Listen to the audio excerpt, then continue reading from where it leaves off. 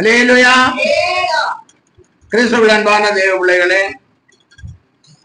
கர்த்தருடைய சேர்வாய் இயேசு நாமத்தில் உங்களுக்கு அன்பின் வாழ்த்துக்களை கூறிக்கொள்கிறேன். இந்த நாளிலும் நாம் ஆண்டவருடைய வார்த்தையை கேட்கலாம். கலாத்தியர் 6ஆம் அதிகாரம் 17ஆம் வசனம். இனிமேல் ஒருவனும் எனக்கு வருத்தம் உண்டாக்காதிருப்பானாக. கர்த்தராகிய இயேசு கிறிஸ்துவினுடைய அச்சு அடையாளங்களை நான் என் சரீரத்திலே தரித்துக் கொண்டிருக்கிறேன். அல்லேலூயா.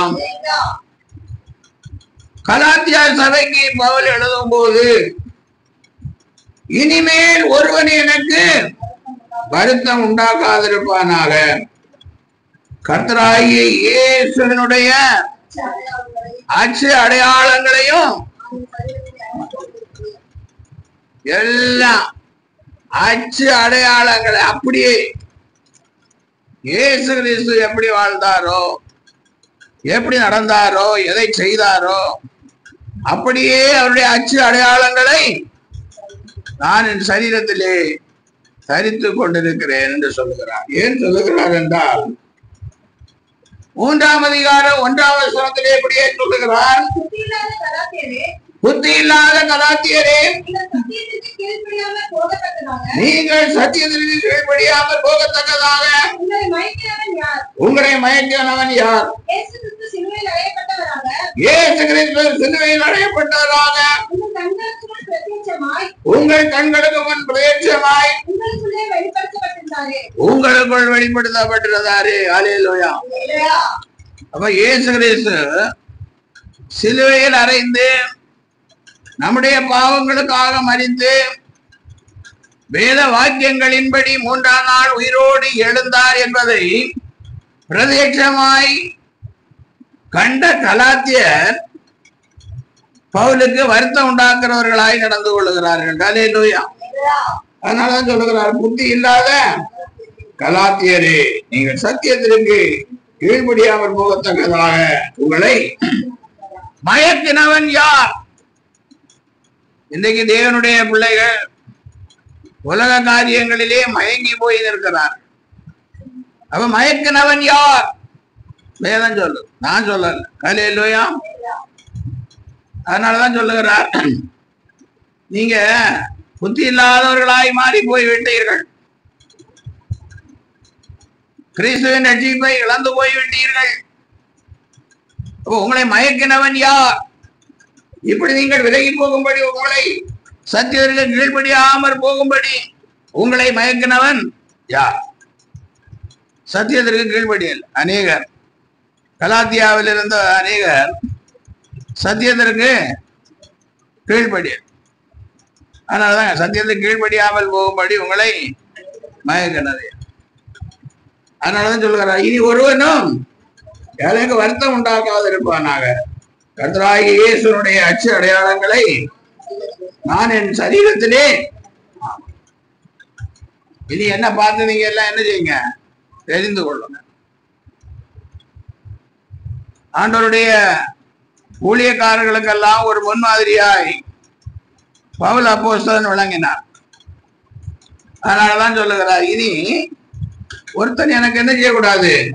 வருத்தம் உண்டாக்காதிருப்பார். கர்த்தராகிய இயேசு கிறிஸ்துவினுடைய அச்சு அடையாளங்களை நான் சரீரத்திலே தரித்திருக்கிறேன். அல்லேலூயா.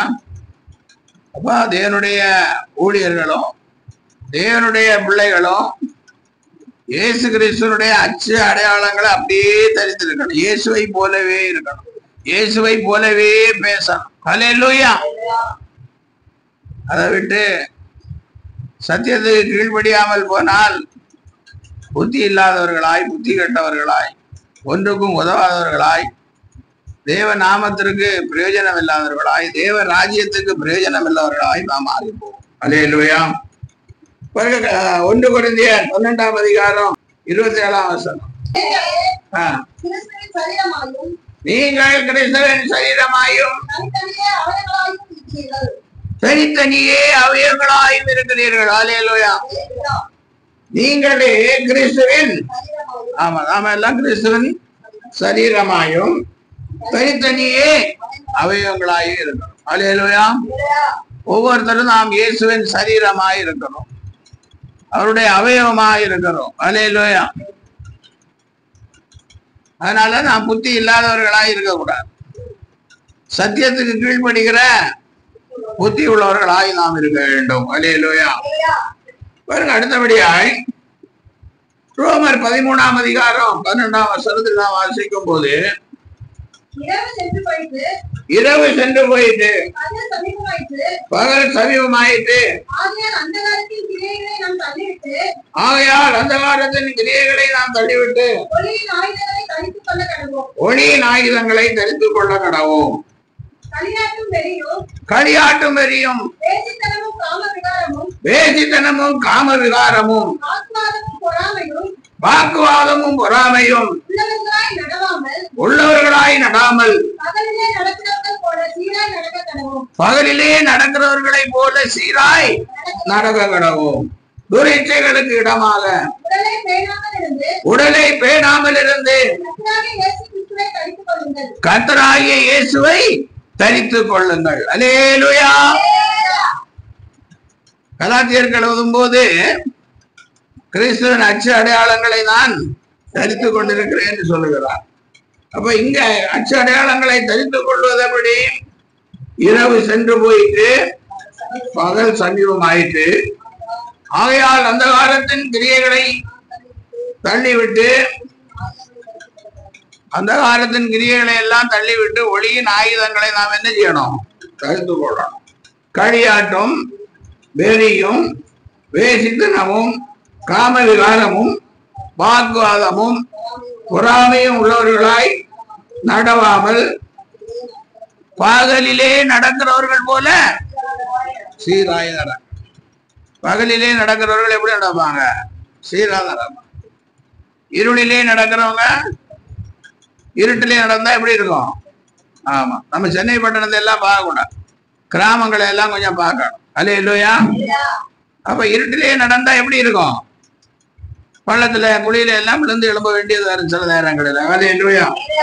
அதனால துரைச்சைகளுக்கு இடமாக உடலை பேணாமல் இருந்து கர்த்தராகிய இயேசு கிறிஸ்துவை தரித்து கொள்ளுங்கள். அல்லேலூயா.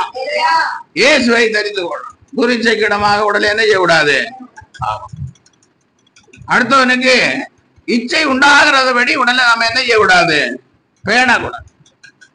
இன்றைக்கு அநேக சகோதரிகள் எல்லாம் சம்பாதிக்கிறது அவங்களுக்கு மேக்கப்புக்கு சரியா போகுதுன்னு கேள்விப்படுகிறேன். அல்லேலூயா. என்ன செய்யணும்? சம்பாதிக்கிறது அப்படியே வாங்கி அங்கேயே தடவுறது இங்கேயே தடவுறதுக்கு எல்லாம் சரியா போகுது. எல்லாம் ஒரு காலத்துல ஆம்பிள்ளைங்க எல்லாம் தான் முடி வெட்டுவாங்க. இப்ப பொம்பிள்ளைங்களே என்ன செய்ய பண்ணிட்டாங்க? ஆமா, கேர் ஸ்டைல் பண்ண தொடங்கிட்டாங்க. அதனால நான் இங்க அப்பவே ரோமாபுரியில் உள்ள சபையாருக்கு எழுதும் போது எழுதுறார், துரைச்சைகளுக்கு இடமாக உடலை பேணாமல் இருந்து கர்த்தராகிய இயேசு கிறிஸ்துவை தரித்துக் கொள்ளுங்கள். அல்லேலூயா. கிறிஸ்தவம் வரும்போது தானா தெரியணும், தோ ஒரு கிறிஸ்தவம் வருகிறான். ஒரு சகோதரி வரும்போது தெரியணும், தோ கிறிஸ்தவர்கள் வருகிறான். அல்லேலூயா. அப்படிப்பட்ட சூழ்நிலை இன்றைக்கு கிறிஸ்தவ சமுதாயத்திலே இருக்கிறதா? அதனாலதான் புத்தி இல்லாத கலாத்தியரேங்கிறார், புத்தி இல்லாத ரோமாபுரியில் உள்ளவர்களேங்கிறார், புத்தி இல்லாத சபையாரேங்கிறார், புத்தி இல்லாத தேவ ஜனங்களே என்று சொல்லுகிறார். அல்லேலூயா. அதனால நம்ம எப்படி நடக்கணும்? துரைச்சைக்கு இடமாக உடலை பேணக்கூடாது, கிறிஸ்துவை தரித்துக் கொள்ளணும். அல்லேலூயா. உடலை பேணுவது அவசியம், வேண்டான்னு சொல்லல. ஆனா துரைச்சை உண்டாகும்படி உடலை என்ன செய்யக்கூடாது? பேணும். கிறிஸ்துவை தரித்துக் கொள்ள வேண்டும். வெளிப்படுத்தின விசேஷம் 3ஆம் அதிகாரம் 3-4 வசனங்களை நான் வாசிக்கும் போது, ஆனாலும் தங்கள் வஸ்திரங்களை அசைப்படுத்தாத சர்தையிலும் உனக்குண்டு. அவர்கள் பாத்திரவான்கள் ஆனபடியால் வெண் வஸ்திரம் தரித்து என்னோடு கூட நடப்பார்கள். அல்லேலூயா. தங்கள் வஸ்திரங்களை அசைப்படுத்தாத, தங்கள் சரீரங்களை அசைப்படுத்தாத சில பேர் சர்தையிலும் உனக்குண்டு. அவர்கள் எனக்கு பாத்திரவான்களானபடியால் வெண் வஸ்திரம் தரித்து என்னோடு கூட. அடுத்த வசனம், ஜெயம் கொள்ளுகிறவன் எவனோ அவனுக்கு வெண் வஸ்திரம் தரிப்பிக்கப்படும். ஜீவ புஸ்தகத்தில் இருந்து அவன் நாமத்தை கிறுக்கி போடாமல் என் பிதா முன்பாகவும் அவருடைய தூதர் முன்பாகவும் அவன் நாமத்தை அறிக்கையிடுவேன். அல்லேலூயா. எப்படி அறிக்கையிடுவார்? துணி இச்சைக்கு இடமாக தங்கள் உடலை, தங்கள் வஸ்திரங்களை அழுக்காக்காமல் பேணாமல் கிறிஸ்துவை தரித்துக் கொண்டவர்கள் என்று சொல்லி தேவன் என்ன செய்வாரு? அறிக்கையிடுவார். யாருக்கு முன்பாக அறிக்கையிடுவார்? பிதா முன்பாக, அவருடைய தூதர் முன்பாக அறிக்கையிடுவார். அப்ப தேவனுடைய பிள்ளைகளே, இயேசு உங்களை குறித்து பரிந்து பேச வேண்டுமா, உங்களை குறித்து அறிக்கையிட வேண்டுமா என்பதை நீங்களே சிந்தித்து பாருங்கள். அல்லேலூயா. துரிச்சைக்கு இடமாக உடலை பேணுகிறவர்களே, பெண் வஸ்திரம் தரிக்காமல் நடக்கிறவர்களே, ஜீவ புஸ்தகத்திலே உங்கள் நாமம் எழுதப்பட வேண்டுமா? இல்ல ஒருவேளை எழுதப்பட்டதை ஆண்டவர் என்ன செய்யணுமா? கிறுக்கி போடணுமா? அல்லேலூயா. நீங்க இஷ்டத்துக்கு நடப்பீர்கள் என்று சொன்னால் ஜீவ புஸ்தகத்திலிருந்து என்ன செய்வாரு? ஆமா, நம்முடைய நாம எழுதி வச்சிருக்கிறத கிறுக்கி போடுவார். அப்படி கிறுக்கி போடுறபடி நடக்காதீங்க. நீங்க நல்ல பரிசுத்தவான்களாக துரிச்சைக்கு இடமாக உடலை பேணாமல் வெண் வஸ்திரம் தரித்து தேவனோடு கூட நடப்பீர்கள் என்று சொன்னால் அவருடைய பிதா முன்பாகவும் அவருடைய தூதர்கள் முன்பாகவும் அறிக்கை. அல்லேலூயா. எல்லா வஸ்திரங்களும் வெள்ளையா இருக்கும், அழுக்கு இல்லாத வெள்ளையா இருக்கும். ஆனா சர்ச்சு கொடுத்துக்கிற வஸ்திரம் ஞாயிற்றுக்கிழமை தேடி தேடி பார்த்தா எங்க இருக்கும்? அழுக்கு துணிகளுக்கு இடையில கிடக்கும். அநேக நிலைமை அப்படிதான் இருக்கு. இருக்கிறது ஒண்ணு, அந்த இருக்கிற ஒன்னையும் நல்ல செலவு பண்ணி நல்லா மடிச்சு வைக்க தெரியல. 7 நாளும் அதை குப்பையில போட்டு வச்சது மாதிரி போட்டு வச்சுட்டு ஆலயத்துக்கு வரும்போது தேடுனா அதை யார் வெள்ளையாக்கி கொடுக்கிறது? அல்லேலூயா. கேட்டா மனசுலயே நினைச்சுக்குவாங்க நம்ம பாதி பரிசுத்தவான்கள் யாருன்னு நினைச்சுக்குவாங்க. அல்லேலூயா. இருங்க, அப்படியே நினைச்சு கொண்டிருங்க. பைபிளை பத்தி ஒன்றும் தெரியாம வேண்டாம். அல்லேலூயா. கலாத்தியர் 3:27 சொல்லப்பட்டிருக்கிறது, ஏனெனில் உங்களில் கிறிஸ்துவுக்குள்ளான ஞானஸ்நானம் பெற்றவர்கள் எத்தனை பேரோ அத்தனை பேரும் கிறிஸ்துவை தரித்துக் கொண்டீர்களே. அல்லேலூயா. ஏனெனில் உங்களில் கிறிஸ்துவுக்குள்ளாக ஞானஸ்நானம் பெற்றவர்கள் எத்தனை பேரோ அத்தனை பேரும் கிறிஸ்துவை. ஞானஸ்நானம் எடுத்ததுக்கு அப்புறம் அவங்க வெண்வஸ்திரம் தரித்து தேவனோடு கூட நடப்ப. எனக்கு சபைக்கு சம்பந்தம் இல்லை, எங்கேயோ ஞானஸ்தானம் எடுத்தேன்னு சொல்லிக்கிறாங்க. எடுத்தாங்களோ எடுக்கலையோ தெரியாது. அநேக சபைகளில் அப்படியே எல்லாருக்கும் திருவிருந்து கொடுக்கும் போது என்ன செய்யறாங்க? வாங்கிக்கிறாங்க. வாங்கி லபக்குன்னு சாப்பிட்டுக்கிறான். ஆனா போதகர் சொல்லுவார், தகுதியா சாப்பிடலன்னா எப்படி இருப்ப? குற்றமுள்ளவனா இருப்பா என்று வேதம் சொல்லுகிறது. ஞானஸ்தானம் எடுத்தா திருவிருந்து எடுக்க வேண்டியது அவசியம்தான். அல்லேலூயா. ஆனா 1 கொரிந்தியர் 11ஆம் அதிகாரத்திலே நான் வாசிக்கும் போது என்ன சொல்லப்பட்டிருக்கிறது? இப்படி இருக்க 27ஆம் வசனம், இப்படி இருக்க எவன் அபாத்திரமாய் கர்த்தருடைய அப்பத்தை புசித்து அவருடைய பாத்திரத்தில் பானம் பண்ணுகிறானோ அவன் கர்த்தருடைய சரீரத்தையும் இரத்தத்தையும் குறித்து குற்றமுள்ளவனாயிருப்பான். போங்கய்யா, நம்ம பாஸ்டர் கொடுக்கலன்னா கொடுக்கறதுக்கு எவ்வளவு பேர் இருக்கிறாங்க. அல்லேலூயா. நம்ம பாஸ்டர் ஞானஸ்தான சர்டிபிகேட் கொடுக்கலன்னு சொன்னா ஞானஸ்தான சர்டிபிகேட் என்ன, எந்த சர்டிபிகேட் கொடுக்கறதுக்கு நிறைய பேர் இருக்கிறாங்க. அல்லேலூயா. இன்றைக்கு உலக அரசியலை விட ரொம்ப மோசமா போயிடுச்சு கிறிஸ்தவம். உலகத்துல இருக்க அரசியல்ல தான் சொல்லுவாங்க, அவன் எதை வாங்கி செஞ்சான், இவன் இதை வாங்கி செஞ்சான்னு சொல்றாங்க, நமக்கு தெரியாது. ஒரு என்ன கூப்பிட்டு விசாரிப்பாங்க. அல்லேலூயா. யார் ஏன் பணம் வாங்கினது, யார் என்ன செஞ்சாங்க சொல்லிக்கிறாங்க ஒருத்தருக்கு ஒருத்தர், நமக்கு தெரியாது. ஆனா கிறிஸ்தவத்துல 500 ரூபா கொடுத்தா ஞானஸ்தான சர்டிபிகேட், ஞானஸ்தானம் எடுக்காமலே ஞானஸ்தான சர்டிபிகேட். அந்த சர்டிபிகேட் கையில இருந்தாலே போதும், யார் வேணுங்களும் என்ன பண்ணுவாங்க, திருவிழுந்து கொடுப்பாங்க. அதுங்க வேதம் என்ன சொல்லுகிறது? அபாத்திரமாய் கர்த்தருடைய அப்பத்தை புசித்து அவருடைய பாத்திரத்தில் பானம் பண்ணுகிறானோ அவன் கர்த்தருடைய சரீரத்தையும் இரத்தத்தையும் குறித்து குற்றமுள்ளவனாயிருப்பான். அப்ப குற்றம் உள்ளவன் பரலோகத்துக்கு போக முடியுமா? இயேசு கிறிஸ்து குற்றம் உள்ளவனை பிதா முன்பாக அவருடைய தூதன் முன்பாக அறிக்கை பண்ணுவாரா? நீங்களே நினைச்சு பாருங்க. அதான் கீழே சொல்லப்பட்டிருக்கிறது, உங்களே நீங்கள் நிதானித்து அறிந்தால். ஆமா, உங்களை நீங்களே நிதானித்து அறிந்து கொள்ளுங்க. நம்ம செய்யறது சரியா தப்பான்னு வேற ஜட்ஜ்மெண்ட் கிடையாது, உங்க மனசாட்சி தான் ஜட்ஜ்மெண்ட். அல்லேலூயா. பாஸ்டர் சொல்ல முடியாது, பாஸ்டர் சொல்ல முடியாது, பாஸ்டர் மனைவியும் சொல்ல முடியாது, சொல்லவும் கூடாது. அல்லேலூயா. நீங்க செய்யறது சரியில்லைன்னு பாஸ்டர் சொல்லக்கூடாது.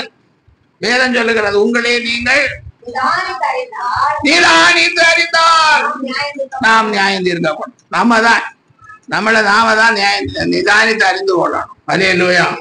அதனாலதான் என்ன சொல்லப்பட்டிருக்கிறது? கிறிஸ்துவின் அச்சு அடையாளங்களை நம்முடைய சரீரத்திலே நம்ம என்ன பண்ணிருக்கிறோம்? தரித்து கொண்டிருக்கிறோம்.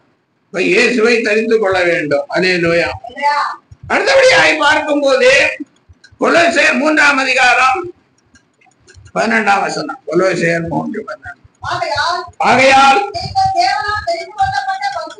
நீங்கள் தேவனால் தெரிந்து கொள்ளப்பட்ட பரிசுத்தரும்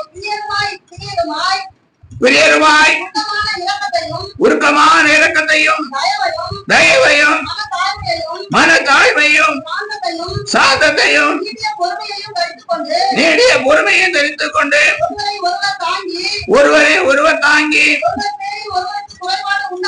ஒருவர் பேரில் ஒருவருக்கு குறைபாடு உண்டானால் கிறிஸ்து உங்களுக்கு மன்னித்தது போல ஒருவருக்கு ஒருவர் மன்னியுங்கள். இவை எல்லாவற்றின் மேலும் பூரண சற்குணத்தின் கட்டாகிய அன்பை தரித்து கொள்ளுங்கள். அல்லேலூயா. அன்பே பிரதானம், சகோதர அன்பே பிரதானம். பாட்டு பாடுவோம். அல்லேலூயா. அது எழுப்பிதுன்னு நல்லா பாடி இருக்கணும். இப்பதான் நிறைய சபையில உட்கார்ந்து பாடும். நாங்க எல்லாம் சின்ன வயசுல இருந்து பாடும் போதெல்லாம் என்ன செய்யணும்? எழுப்பிதுன்னு பாடும். ஜெபம் பண்ணும் போது முழங்கால் படியிடும். அல்லேலூயா. இப்ப அதெல்லாம் கிடையாது. நம்மிடத்துல ஆவிக்குரியவர்கள் என்றும் பந்தேவஸ்தைகாரர்கள் என்றும் பரிசுத்த ஆவியை பெற்றவர்கள் என்று சொல்லுவது நம்மிடத்துல என்ன இல்லை? பாடும்போது எழுப்பி நிக்கிறது கிடையாது, ஜெபம் பண்ணும் போது முழங்கால் படியிடியதும் கிடையாது, அல்லேலூயாவும் கிடையாது, ஸ்தோத்திரமும் கிடையாது. ஏதோ வந்தமா பாயில படுத்தமா பாதி தூங்கினாமா, பாதி முடிச்சிருந்தாமா. பாஸ்டர் எப்ப ஆமேன்னு சொல்லி என் ஆத்துமாவேன்னு சொல்லும் போது ஒரு முடி போயிடும். அல்லேலூயா. அப்புறம் முடிச்சதும் அப்படியே போயிடுறார். என்ன நடந்ததுன்னு தெரியாது. அல்லேலூயா. அன்பை தரித்து கொள்ளுங்கள். அல்லேலூயா. எப்படி அன்பை தெரிந்து கொள்ள வேண்டும்? ஆகையால் நீங்கள் தேவனால் தெரிந்து கொள்ளப்பட்ட, ஆமா, தேவனால் தெரிந்து கொள்ளப்பட்ட பரிசுத்தவான்களா இருக்கணும், பிரியருமா இருக்கணும், தேவனுக்கு பிரியமான பிரியரா இருக்கணும். அல்லேலூயா. அப்ப தேவனுக்கு பிரியரா இருக்கணும்னா தேவனுக்கு பிரியமானதை செய்யணும். பாட்டினால் துதித்து சோத்திரத்தினால் தேவனை மையப்படுத்தும். இதுதான் கொம்பும் பிரிகுளம் உள்ள காளை எதை பார்க்கலும் அது கர்த்தருக்கு பிரியம். உற்சாகமாய் கொடுக்கிறவரிடத்தில் இப்படி பிரியம் பிரியான்னு நிறைய இருக்குது. நான் எத்தனையோ பிரசங்கம் பண்ணிட்டேன். அப்ப பிரியருமாய் உருக்கமான இரக்கத்தையும் தயவையும் மனத்தாழ்வையும் சாந்தத்தையும், அதெல்லாம் ஆவியின் கனிகள். இவைகளை என்ன செய்யணும்? தரித்து கொள்ளணும். அப்புறம் ஒருவரை ஒருவர் தாங்கி, ஒருவர் மேல் ஒருவர் குறைபாடு உண்டானால் கிறிஸ்து உங்களுக்கு மன்னித்தது போல ஒருவருக்கு ஒருவர். ஆமா, ஒருத்தர் கஷ்டப்படும் போது அவங்களுக்கு என்ன செய்யணும்? உதவி செய்யணும். ஒருவர் பாரத்தை ஒருவர் சுமக்கணும். ஒருவருக்கு குறைபாடு இருந்தால், ஒருவர் பேரில் ஒருவருக்கு குறைபாடு இருந்தால் கிறிஸ்து உங்களுக்கு மன்னித்தது போல ஒருவருக்கு ஒருவர். அதனால சண்டை போட்டு கொண்டு இருக்க கூடாது. அல்லேலூயா. சபையில ஆனாலும் சரி, வெளியில உள்ள கிறிஸ்தவங்க ஆனாலும் சரி, யாரானாலும் சரி, தேவனுடைய பிள்ளைகள் ஒருவருக்கு ஒருவர் குறைபாடு உண்டானால் கிறிஸ்து மன்னித்தது போல மன்னிக்கணும். ஒருவர் பாரத்தை ஒருவர் சுமக்கணும், உதவி செய்யணும். அல்லேலூயா. இவை எல்லாவற்றின் மேலும் பூரண சர்க்குணத்தின் கட்டாகிய அன்பை தெரிந்து கொள்ள வேண்டும். அன்புடையவர்களாக இருக்க. அவெல்லாம் ஒருவருக்கு ஒரு எப்படி இருக்கணும்? அன்பாக இருக்கணும். தேவன் அன்பாகவே, அப்ப நாமும் அன்புடையவர்களாக இருக்க வேண்டும். அல்லேலூயா. பாருங்க, 1 தெசலோனிக்கர் 5ஆம் அதிகாரம் 8ஆம் வசனம். பகலுக்குரியவர்களாகிய நாமோ கழிந்தவர்களாயிருந்து விசுவாசம், அன்பு என்னும் மார்க்கவசத்தையும் ரட்சிப்பின் நம்பிக்கை என்னும் தலைசீராவையும். ஆமா, அன்பு இருந்தா நாம் பகலுக்குரியவர்களாயிருப்போம். அல்லேலூயா. தெளிந்தவர்களாயிருப்போம். விசுவாசம், அன்பு என்னும் மார்க்கவசத்தை தரித்தவர்களாயிருப்போம். அது மார்க்கவசத்தையும் ரட்சிப்பின் நம்பிக்கை என்னும். ஆமா, இதெல்லாம் நம்மகிட்ட இருக்கும். விசுவாசம் இருக்கும், அன்பு இருக்கும், மார்க்கவசம் இருக்கும், ரட்சிப்பின் நம்பிக்கை என்னும் தலை சீரார். அல்லேலூயா. ஊர் பொன்முடி, ஊர் வெண்ணங்கி, ஊர் வாத்தியம், மேல் வீட்டில் ஜெயக்கொடி நமக்கு உண்டு. பாட்டெல்லாம் பாடும். அது பிபிஎஸ் தான் பாடுவோம். மற்ற நாளெல்லாம் என்ன செய்ய மாட்டோம். இப்ப அது கூட பாடுறது இல்லை. பழைய பாட்டெல்லாம் யாரும் பாட மாட்டோம். புதுசா யாருக்கும் வாயில நுழையாத பாட்டா இருக்கும், அதை பாடுவாங்க. பிபிஎஸ் பிள்ளைங்க அன்னைக்குதான் பாடுவாங்க. அப்புறம் ஒரு வாரம் கழிச்சு அவங்களுக்கும் மறந்து போகும், பாத்தியாருக்கும் மறந்து போகும், எல்லாருக்கும் மறந்து போகும். எல்லா சுண்டலும் கூல்ட்ரிங்க்ஸ்லையும் என்ன செய்யும்? மறந்து போகும். அல்லேலூயா. நிறைய பேர் சுண்டல் ஸ்பான்சர் பண்ணுவாங்க, நிறைய பேர் கூல்ட்ரிங்க்ஸ் ஸ்பான்சர் பண்ணுவாங்க. அவங்களுக்கும் தெரியாது இந்த பாட்டு என்னது பாட்டு. அந்த அளவுக்கு இன்னைக்கு பாட்டு எழுதுறாங்க. அல்லேலூயா. அப்ப நம்ம அன்பை என்ன செய்ய வேண்டும்? தரித்து கொண்டவர்களா இருக்க. 1 பேதுரு 4ஆம் அதிகாரம் 8ஆம் வசனம்.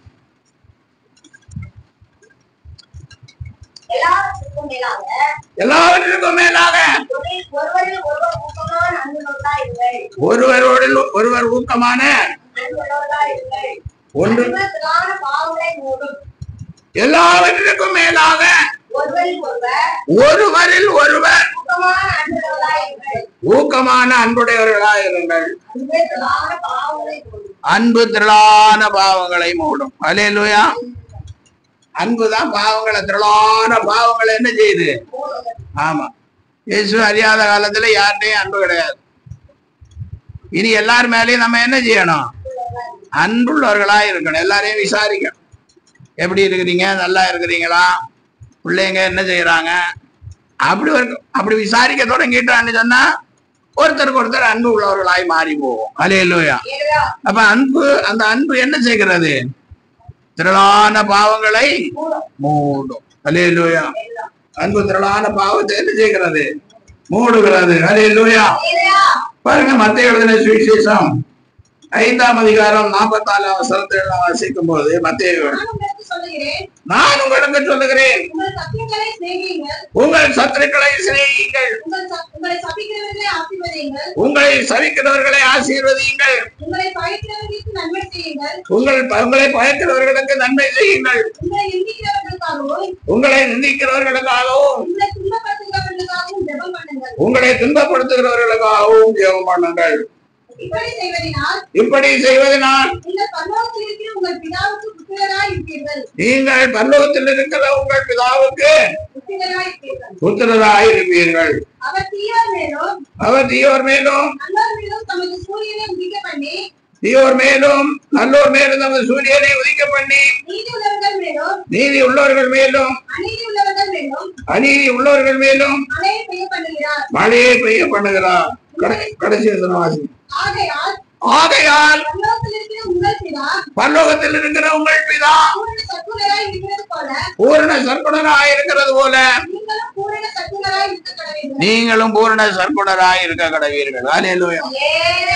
பரலோகத்தில் இருக்கிற தேவன் பூரண சற்குணராய் இருக்கிறார். நாம் அவருக்கு எப்படி இருந்தோம்னு வேதம் சொல்லுகிறது? அவருக்கு சத்துருக்களாய் இருந்தோம். அல்லேலூயா.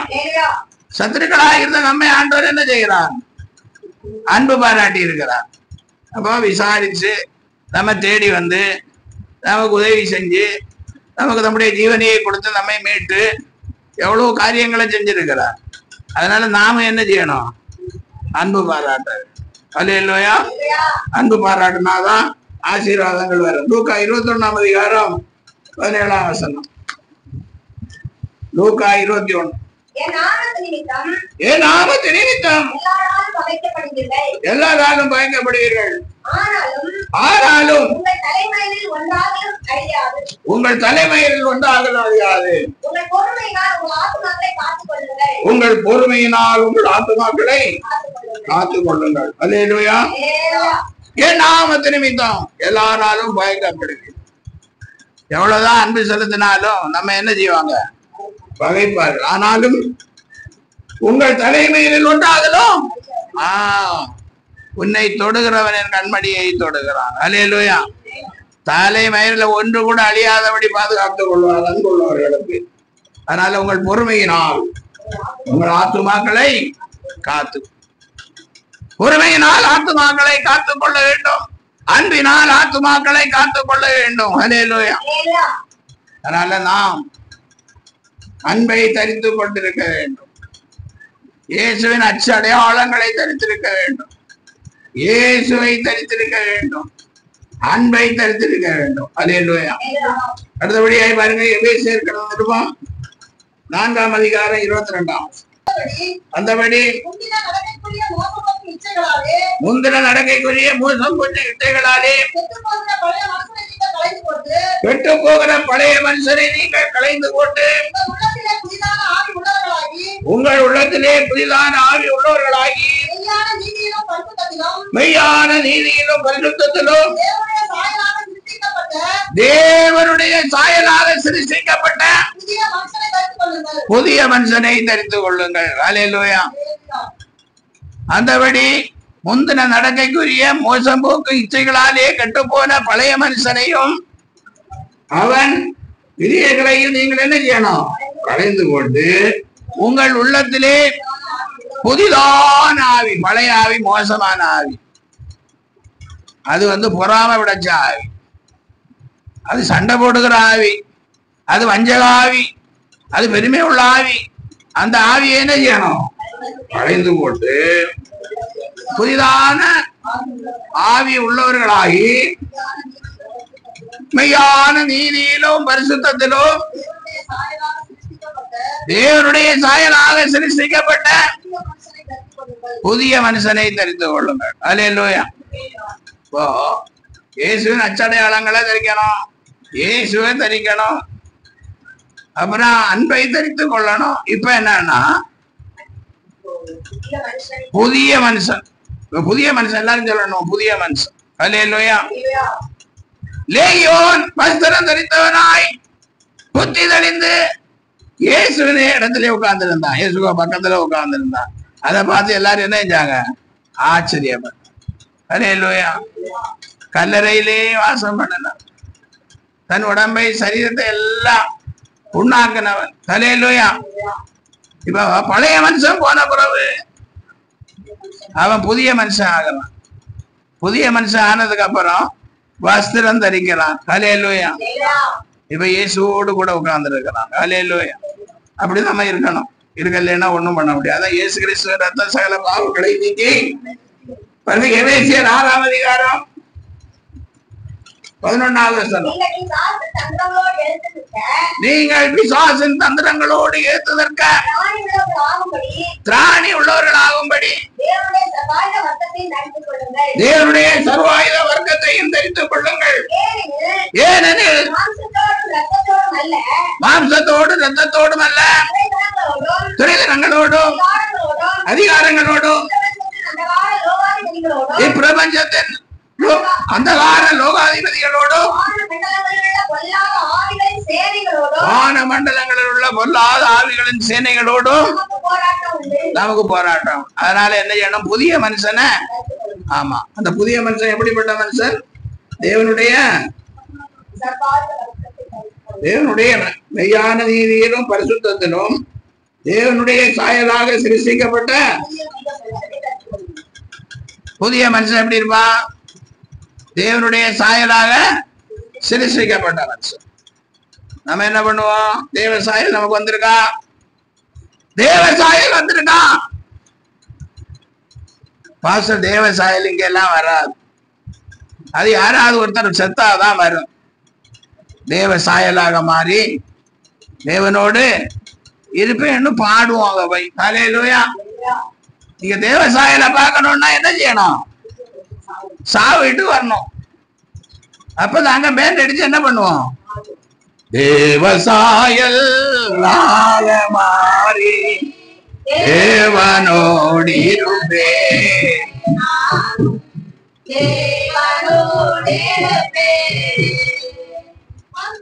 தேவசாயலாக மாறி நான் தேவனோடு இருக்கிறத நீங்க பார்க்கணும்னா எங்க வரணும்? சாவிட்டு வரணும். சபையில எல்லாம் நான் புதிய மனுஷனோ தேவ சாயல பெற்ற மனுஷன் ஆவட்டெல்லாம் மாற மாட்டோம். நிறைய பேர் அப்படிதான் சாவு வீட்டுலதான் தேவ சாயலாக மாறி தேவனோடு. என்ன உலகமோ என்ன கிறிஸ்தவமோ. அல்லேலூயா. அதான் புதிய மனுஷனை என்ன செய்யணும்? தேவனுடைய சாயலான புதிய மனுஷனை தரித்து கொள்ள வேண்டும். அடுத்தபடியாய் பாருங்க, 2 நாளாகமும் 7ஆம் அதிகாரம் 14-15 வசனம். என் நாம தரிக்கப்பட்ட என் ஜனங்கள் தங்களை தாழ்த்தி ஜெபம் பண்ணி என் முகத்தை தேடி தங்கள் பொல்லாத வழிகளை விட்டு திரும்பினார், பரலோகத்தில் இருக்கிற நான் கேட்டு அவர்கள் பாவத்தை மன்னித்து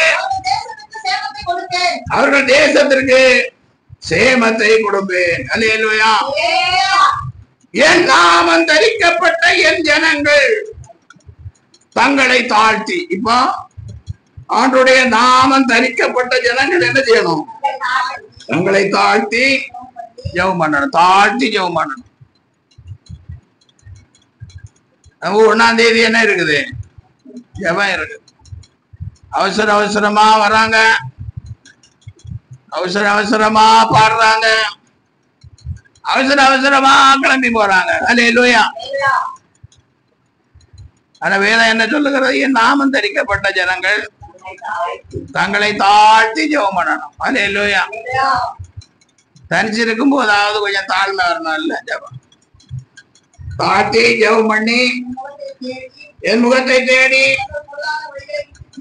தங்கள் பொல்லாத வழிகளை விட்டு திரும்பினால் அப்பொழுது பரலோகத்தில் இருக்கிற நான் கேட்டு அவர்கள் பாவத்தை மன்னித்து அவர் தேசத்துக்கு சேமத்தை கொடுப்பாரு. அவங்க மாத்திரமல்ல, நம்ம தேசத்துக்கு என்ன கொடுப்பாரு? அப்போ ஆண்டுடைய நாமம் தரிக்கப்பட்ட ஜனங்களாய் நாம் இருக்கணும். அல்லேலூயா. இல்லைன்னா ஒண்ணும் பண்ண முடியாது. நாமம் தரிக்கப்பட்ட ஜனங்களாய் இருக்கணும். அல்லேலூயா. பாருங்க 2 Corinthians 5ஆம் அதிகாரம் 1ஆம் வசனம். பூமிக்குரிய கூடாரமாகிய நம்முடைய வீடு அழிந்து போனாலும் தேவனால் கட்டப்பட்ட கைவேலை அல்லாத நித்திய வீடு பரலோகத்திலே உண்டென்று அறிந்திருக்கிறோம். ஏனெனில் இந்த கூடாரத்திலே நாம் தவித்து பரம வாசஸ்தலத்தை தரித்துக் கொள்ள மிகவும் ஆசை உள்ளவர்களாய் இருக்கிறோம். தரித்துக் கொண்டவர்களானால் நிர்வாணிகளாய் காணப்பட மாட்டோம். அல்லேலூயா. பரலோக ராஜ்யத்தை நம்ம என்ன செய்யணும்? ஆமா, பரலோகம். நம்ம எல்லாம் ஒவ்வொருவரும் எதை தரித்து கொண்டிருக்கிறோம்? பரலோகத்தை தரித்து கொண்டோம். பரலோகத்தை தரிக்கலைன்னா எப்படி இருக்கிறோம்? நிர்வாணிகளாய் இருக்கும், ட்ரெஸ்ஸே இல்லாதவர்களாய் இருக்கும். ஆதாமும் ஏவாளும் தேவனோடு கூட என்ன பண்ணிட்டு இருந்தாங்க? சஞ்சரித்து கொண்டிருந்தாங்க. திடீர் ஒரு நாள் ஆண்டோடைய சத்தத்தை காட்டது நண்டவர்கள் என்ன செய்யறாங்க? விருஷங்களுக்குள்ள ஓடி ஆண்டவர் கேட்கிற, ஆதாமே நீ எங்கேயே இருக்கிற, உன்னுடைய சத்தத்தை கேட்டு பயந்து ஒழித்து ஏன் ஒழித்து கொண்டிருக்கிறாய்? நான் நிர்வாணியாக இருக்கிறேன். அல்லேலூயா. நிர்வாணி என்று உனக்கு அறிவித்தவன் யார்? அல்லேலூயா. விலக்கப்பட்ட விருஷத்தின் கனியை புசித்தாயோ? அல்லேலூயா. கீழ்ப்படியாமல் போனாயோ? தேவனுடைய வார்த்தைக்கு கீழ்ப்படியாமல் போனாயோ?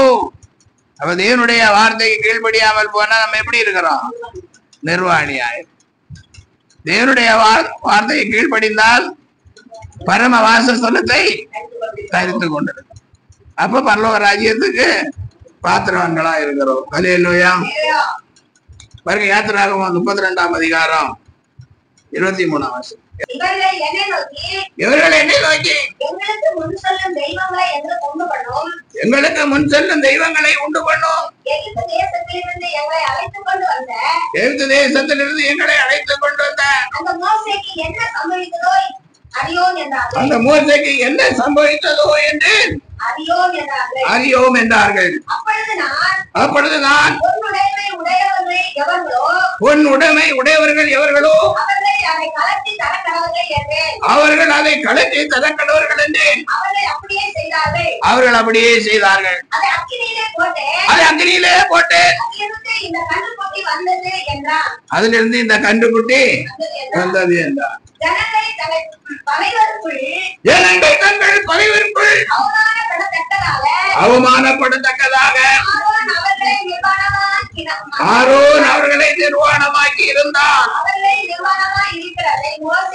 அவர்கள் நிர்வாணமாய் இருக்கிறதை மோசே கண்டு பாளையத்தின் வாசலில் நின்று பத்துடைய பட்சத்தில் இருக்கிறவர் யார்? அவர்கள் என்னிடத்தில் சேர கடவர்கள் என்றார். லேவியின் புத்திரர் எல்லாரும் கூடி வந்தார்கள். இன்னும் நிறைய இருக்கு மேட்டர். நமக்கு நிர்வாணம் தான். எல்லாம் தேவனுடைய பிள்ளைகள். எகிப்தில இருந்தவர்கள் எப்படி வந்தாங்க? தேவனுடைய பிள்ளைகளாய் வந்தார்கள், இஸ்ரவேலர்களாய் வந்தார்கள், பாலந்தேன் ஓடுகிற கானான் தேசத்துக்கு என்று வந்தார்கள். அல்லேலூயா. இப்போ ஆண்டவரை தரிசிக்கும்படி கட்டளைகளை வாங்கும்படிக்கு மோசே அங்க போன 40 நாள் தேவ சமூகத்துல உட்கார்ந்து இருக்கிறான். இந்த ஜனங்களை அங்க போற மலையில ஏறி போன மோசைக்கு என்ன ஆகுது தெரியாது. அதனால எங்களுக்கு முன் செல்லும் தெய்வங்களை கொண்டு போ. உடனே ஆர்வம் என்ன பண்ணிட்டான்? உங்க நகைகளை எல்லாம் கொண்டு வந்து இந்த நெருப்புல போடுங்கன்னு சொன்னானா. நெருப்புல போட்டது என்ன வந்துச்சுதான்? எகிப்தின் தெய்வம் என்ன தெய்வம்? ஆமா, அது எப்படி வரும்? நகையை போட்டது அப்படி வந்துடுமா? இவங்க நகையினால உருக்கி அதை என்ன செஞ்சாங்க? சரிதான். அதை பார்த்ததோ மோசே பார்த்தா ஜனங்கள் எல்லாம் எப்படி இருக்கிறார்கள்? பகைவருக்குள் அவமானப்படத்தக்கதாக எல்லாரும் நிர்வாணமா தெரியுது. தேவ சமூகத்திலே வந்த மோசேக்கு ஆண்டுடைய சமூகத்தை விட்டு விலகி போன எல்லாரும் எப்படி தெரிகிறார்கள்? அவரு தெய்வ பிள்ளைகளா தெரியவில்லை. இன்னைக்கு நிறைய பேர் அப்படிதான் தேவ சமூகத்தை விட்டு விலகி போய் எப்படி இருக்கிறாங்க? நிர்வாணமா இருக்கிறார்கள். அல்லேலூயா. பாருங்க, ஏசாயா 61ஆம் அதிகாரம் 10ஆம் வசனம். கர்த்தருக்குள் பூரிப்பாய் மகிழ்கிறேன், என் தேவனுக்குள் என் ஆத்துமா களி கூர்ந்திருக்கிறது. மணவாளன் ஆபரணங்களினால் தன்னை அலங்கரித்துக் கொள்ளுகிறதற்கும் மணவாட்டி நகைகளினால் தன்னை சிங்காரித்துக் கொள்ளுகிறதற்கும் ஒப்பாக அவர் ரட்சிப்பின் வஸ்திரங்களை எனக்கு கொடுத்து நீதியின் சால்வையை எனக்கு தரித்தார். அல்லேலூயா. அப்போ என் இதயம் என்ன செய்கிறது? பூரிப்பாய் மகிழ்கிறேன், என் தேவனுடைய ஆத்துமா களி கூறும். ஏன்னா மணவாளன் ஆபரணங்களினால்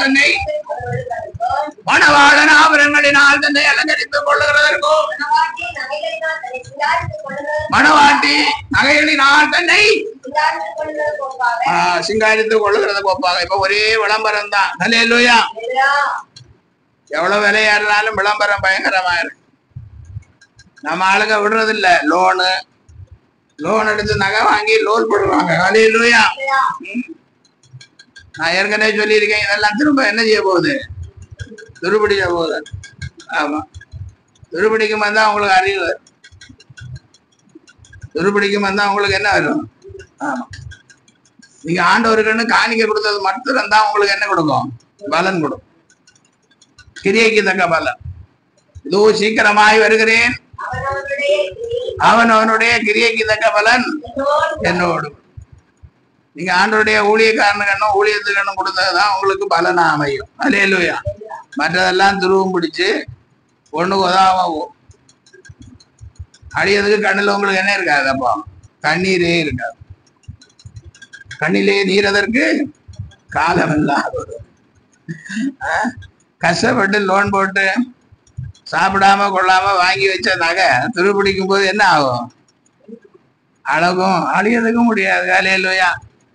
ஏற்கனவே மிச்சம் பிடிச்சு சாப்பிடாம வயரெல்லாம் எப்படி இருக்குது? வயறு நட்ட எலும்பு பக்கத்துல ஒட்டி போய் இருக்கு. வயறு எங்க இருக்குது? முதுகெலும்பு இருக்குல்ல, முதுகெலும்பு அது பக்கத்துல ஒட்டி போயிருக்கு. இனி வாங்கி வச்சிருக்கேன், அது துரு பிடிச்சா என்ன ஆகும்? அழணும் இல்ல? அப்ப அழியதுக்கு வயிற்றுல தெம்பு இருந்தா தானே அழ முடியும். கண்ணுலயும் கண்ணீர் இல்ல, வயிற்றுலயும் தெம்பு இல்ல, அடிக்கணும் இல்ல வயிற்றுல. அப்பப்பா வயிறு இருந்தா தானே அடிக்கிறதுக்கு. ஐயோ போச்சேன்னு சொல்லி அடிக்கணும் இல்ல?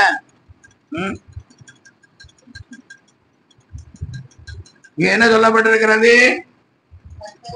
மணவாட்டி நகைகளினால் தன்னை சிங்காரித்துக் கொள்வதற்கு ஒப்பாக அவர் ரட்சிப்பின் வஸ்திரங்களை எனக்கு கொடுத்து நீதியின் சால்வையை எனக்கு தந்தார். ரட்சிப்பின் வஸ்திரம். அல்லேலூயா. நீதியின் சால்வை. அப்ப நீதியின் சால்வை எல்லாம் அப்பதான் கிடைக்கும், இல்லைன்னா கிடைக்காது. 63ஆம் சங்கீதம் 1ஆம் வசனம்.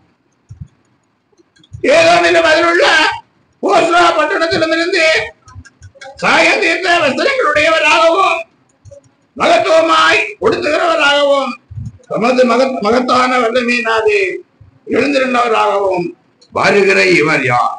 நீதியாய் பேசி ரட்சிக்க வல்லவராகிய நான் தானே. அல்லேலூயா.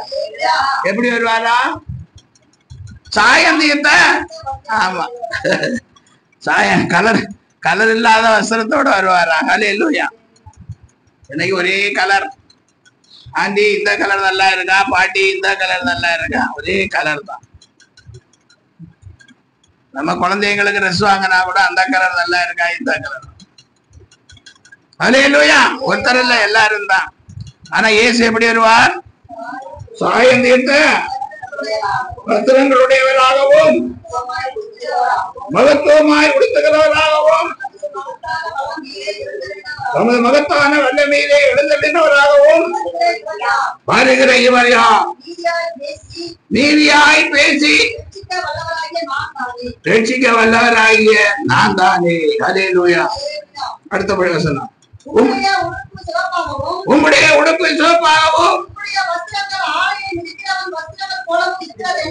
உம்முடைய உடுப்பு சிவப்பாகவும் உம்முடைய வஸ்திரங்கள் ஆலையை மிதிக்கிறவன் வஸ்திரங்கள் போலவும் இருக்கிறது என்ன. ஹல்லேலூயா. வஸ்திரங்கள் எல்லாம் கலர் கலராய் இருக்கிறது என்ன. அவர் சாயம் தீர்த்த வஸ்திரம் உடையவராய் இருப்பார். அப்ப இங்க சாயம் தீர்த்த வஸ்திரம் உடுத்தினவர்கள் தான் அங்க என்ன போக முடியும், தேவனுடைய ராஜ்யத்துக்கு போக முடியும். ஹல்லேலூயா. பாருங்க, வெளிப்படுத்தல் 14ஆம் விசேஷம். வெளிப்படுத்தல் 16:15. இதோ திருடனை போல் வருகிறேன், தன் மானம் காணப்படத்தக்கதாக நிர்வாணமாய் நடவாதபடி ஒழித்துக் கொண்டு தன் வஸ்திரங்களை காத்துக் கொள்ளுகிறவன் பாக்கியவான். ஹல்லேலூயா. அதனால நிர்வாணமாய் நடக்காம வஸ்திரங்களை என்ன செய்யணும், காத்து கொள்ளணும். என்ன வஸ்திரம்? ஆமா, ரட்சிப்பின் வஸ்திரத்தை காத்துக் கொள்ள வேண்டும். பெண் வஸ்திரம் தரித்து தேவனோடு கூட நடக்கிறவர்களாய் நாம் இருக்க வேண்டும். ஹல்லேலூயா. அடுத்தபடியாக யோபு ஒரு சாட்சியை சொல்லுகிறான். படிக்கலாம். யோபு 29ஆம் அதிகாரம் 14ஆம் வசனம். நீதியை தரித்துக் கொண்டு அது என் உடுப்பாய் இருந்தது,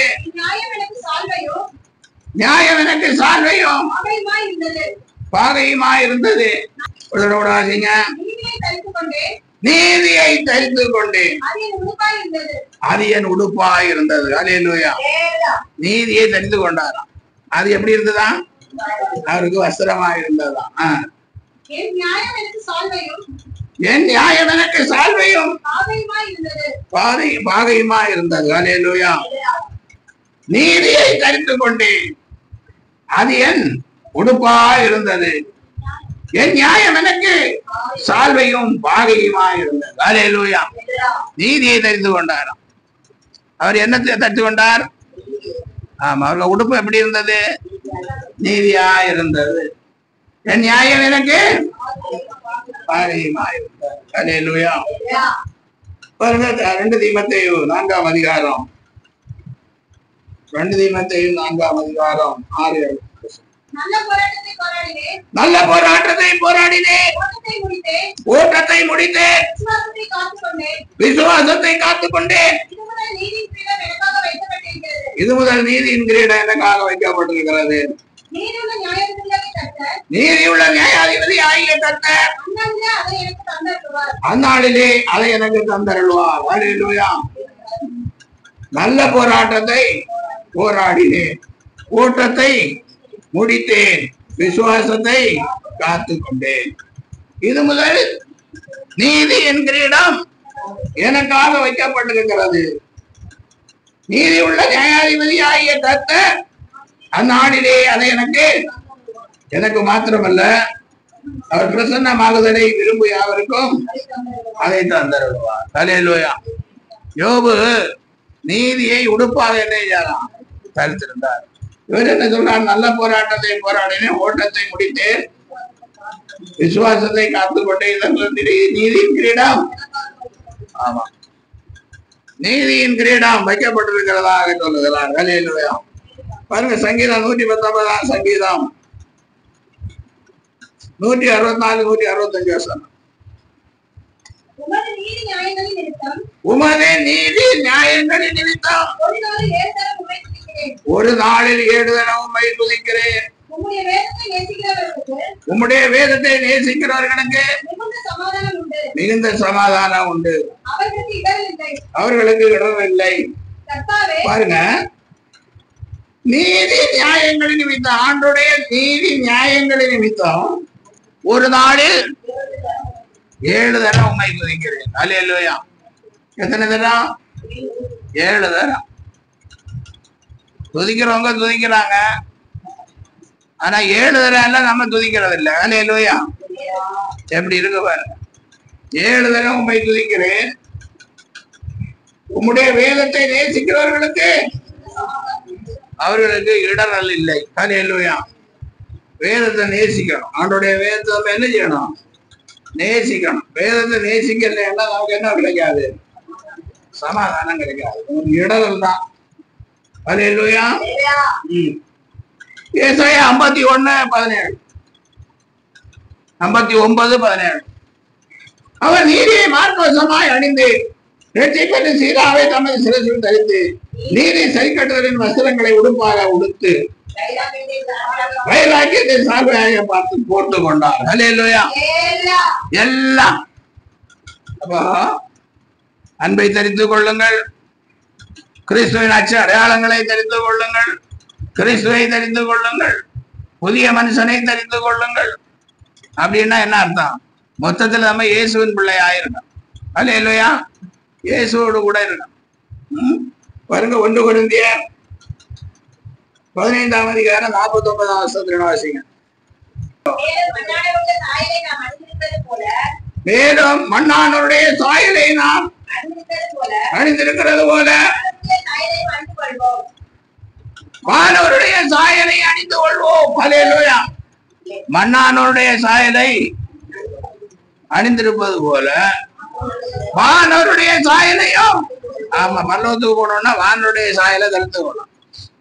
நம்ம உடம்பு மண்ணான உடம்பு, பாடுவதில்ல, மண்ணான இந்த உடல் மண்ணாக போனார், அது மண்ணாக போகும். அதே மாதிரி மண்ணானுடைய சாயலை அணிந்திருப்பது போல வானுடைய சாயலை நாம் என்ன செய்யணும்? அணிந்து கொள்வோம். சகோதரரே, நான் சொல்லுகிறது என்னவெனில், மாம்சம் இரத்தமும் தேவனுடைய ராஜ்யத்தை சுதந்திரிக்க மாட்டாது.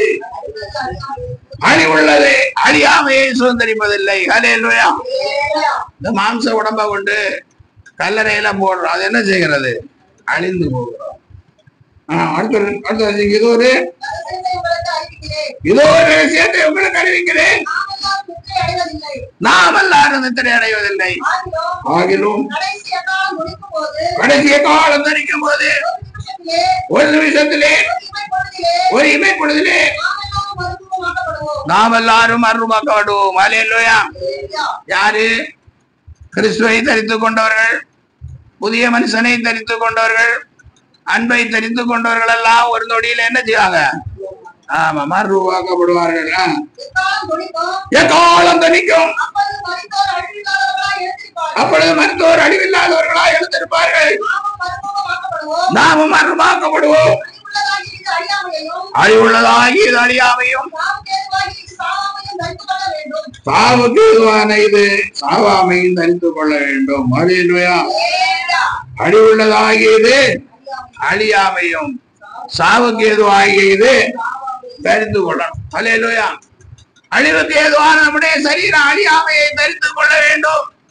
சாவுக்கு ஏதுவான நம்முடைய சரீரம் சாவாமையை தரித்துக் கொள்ள வேண்டும். அல்லேலூயா. மறந்து போகக்கூடாது. அப்பதான் கிறிஸ்துவை தெரிந்து கொண்டாதான், கிறிஸ்துவின் அச்சு அடையாளங்களை தெரிந்து கொண்டாதான் இது அழியாமையை என்ன செய்யும்? தரித்து கொள்ளும். புதிய மனுஷனை தெரிந்து கொண்டாதான் இது அழியாமையை, அன்பின் அச்சு அடையாளம் அன்பை என்ன செய்யணும்? தெரிந்து கொள்ள வேண்டும். இப்படி ஒண்ணுன்னா தெரிந்து கொண்டாதான் நம்ம என்ன செய்ய முடியும்? ஆமா, அழியாமை உள்ளவர்களாக எழுந்திருப்போம். அடுத்து பாருங்க, எபிரேயர்கள் எழுந்திருப்போம் 12ஆம் அதிகாரம் 1ஆம் வசனம்.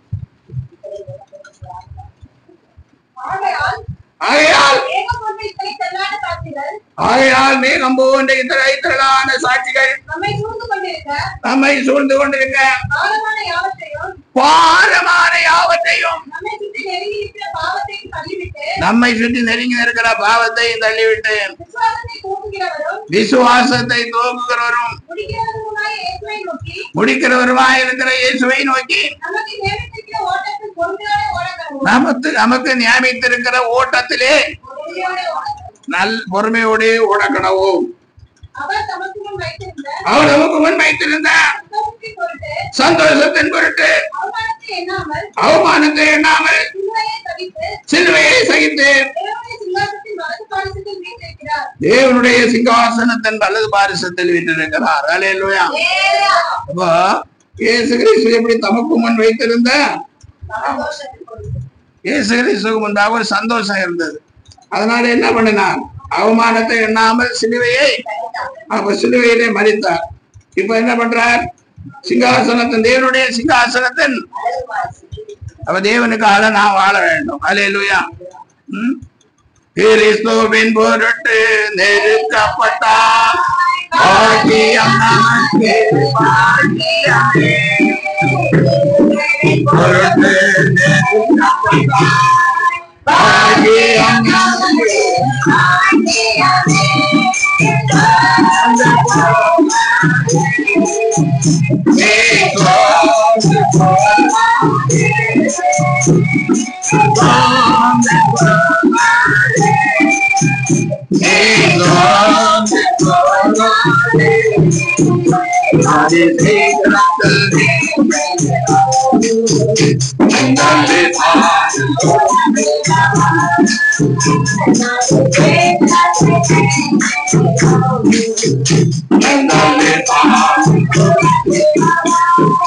மூணாவது வசனம்.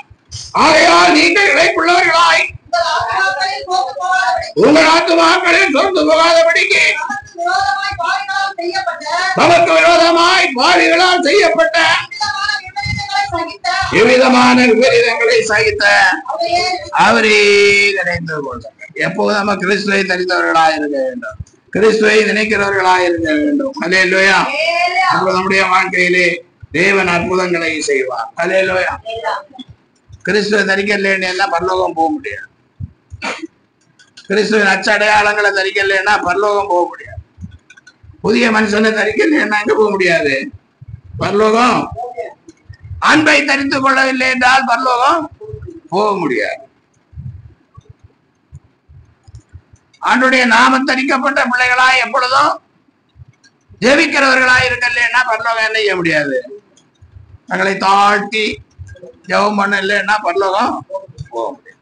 அதனால நான் கிறிஸ்தவன், 40 வருஷம் கிறிஸ்தவன், 50 வருஷம் கிறிஸ்தவன் அப்படின்னு எல்லாம் சொல்லிட்டு இருந்து பரலோகம் போகலான்னு நினைக்க கூடாது. அல்லேலூயா. பரிசுத்தம் பரிசுத்தம் பரிசுத்தம் பரிசுத்தம். தேவனுக்கு ஏற்ற பரிசுத்தம், தேவன் சிநேகிக்கிற பரிசுத்தம் உடையவர்களாய் நாம் மாற வேண்டும். ஆண்டுடைய அச்சு அடையாளங்களை நம்முடைய சரீரத்திலே தரித்து கொண்டால் நம்மை பரிசுத்தம் உடையவர்களாய் ஆண்டவர் மாற்றுவார். அல்லேலூயா.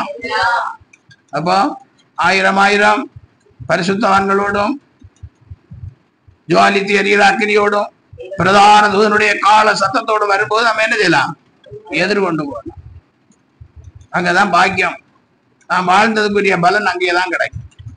இப்படிப்பட்ட மேலான ஆசீர்வாதங்களை சுதந்திரித்துக் கொள்ளலாம். ஜெபம் பண்ணுவோம். சோத்ரன் சோத்ரன். அதிகமாய் நேசிக்கிற பரலோகத்தின் தெய்வமே, இந்த ஆசீர்வதிக்கப்பட்ட வார்த்தைகளுக்காக என்னோடு சோதரிக்கிறோம். நாங்கள் கிறிஸ்துவை தெரிந்து கொண்டவர்களாய், கிறிஸ்துவின் அச்சு அடையாளங்களை தெரிந்து கொண்டவர்களாய் ஆண்டவரே இந்த உலகத்திலே ஜீவன் பண்ண கர்த்தர் எங்களுக்கு உதவி செய்வீராக. தேவாவியானவர் எங்களை நடத்தும்படியாய் சேவிக்கிறோம். நல்ல சுகம் பலன் ஆரோக்கியத்தை தாரு. இயேசுவின் நாமத்தில் பிள்ளைகளை ஆசீர்வதித்து ஜெபிக்கிறேன் நல்ல பிதாவே.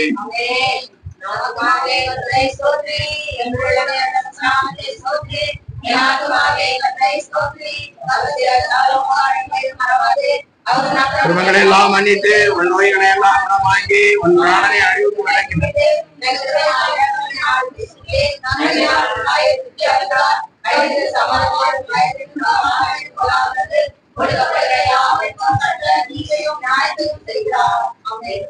நம்முடைய கர்த்தராகிய கிருபையும் பிதாவாகிய தேவனுடைய அன்பும் பரிசுத்த ஆவியானுடைய ஐக்கியம் நடத்தல் அபிஷேகம் ஆசீர்வாதங்கள் வார்த்தை கேட்ட பரிசுத்தவான்களோடும் ஆண்டவரே சகல பரிசுத்தான் வார்த்தை கேட்ட பிள்ளைகளோடு சகல பரிசுத்தான்களோடும் நித்திய ஜீவன் ஊழியத்தோடும் என்றென்றுமா இருப்பதாக.